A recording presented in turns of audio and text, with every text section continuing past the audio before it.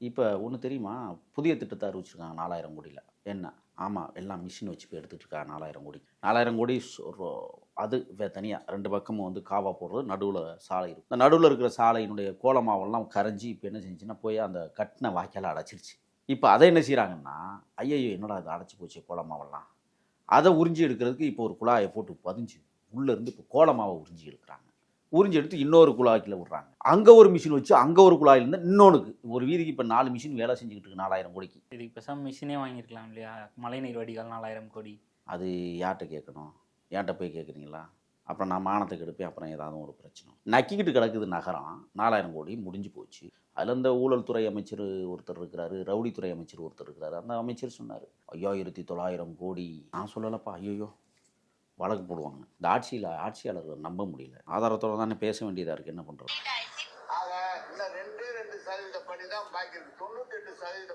முடிஞ்சிருச்சு.